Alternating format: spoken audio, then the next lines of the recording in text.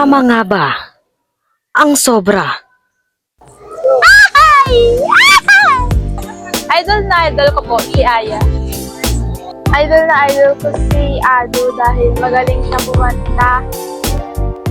Sa lungsod ng Roxas, probinsya ng Capiz, nakilala namin ang 15 taong gulang na si Pat.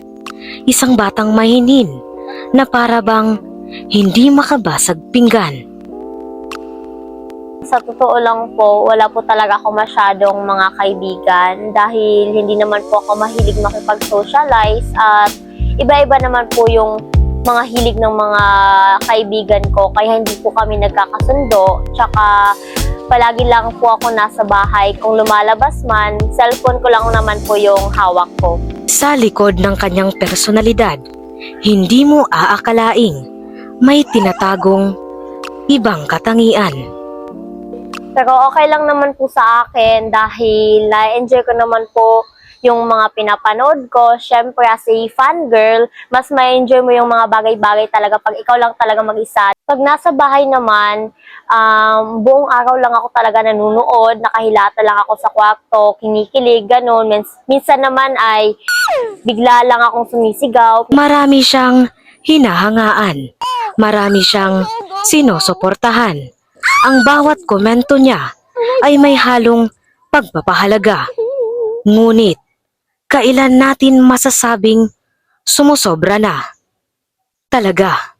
Umabot na ako sa point na sa sobra ko pong ka-obsess ay napapansin na ng mama ko na kinakausap ko na po yung phone ko, kinakausap ko yung mga idol ko. Hindi ko po namamalayan dahil nga po sa sobra kong ka-obsess. Minsan po, hindi ko na namamalayan na anong oras na at late na po ako natutulog paggabi dahil po sa kakanood ko ng mga K-pop at Korean dramas. Hindi na bago sa mga kabataan ngayon ang sistemang ito. Lahat sila'y may kanya-kanyang iniidolo. Pero, iba-iba ang pagtrato. Siyempre, alam naman natin na ang lahat ng sobra ay masama, di ba?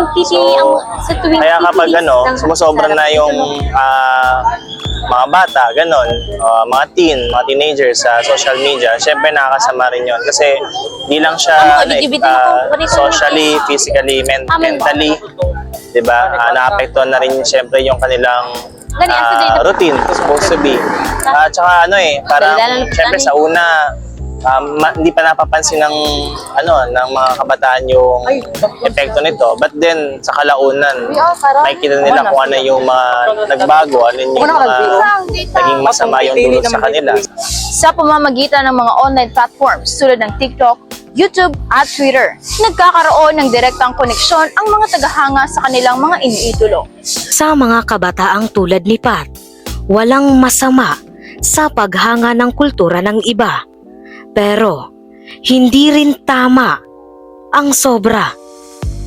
Sa bawat kwentong ating inilalahad, sa bawat paghangang ipinapakita, minsan, kailangan din nating alamin ang ating limitasyon, paggalang at hangganan. At sa hangganang ito, na ipapakita ang ating tunay na paghanga. Go!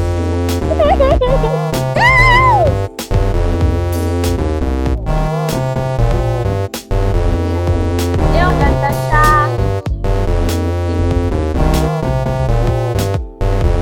Ikaw, sino ang iniidolo mo?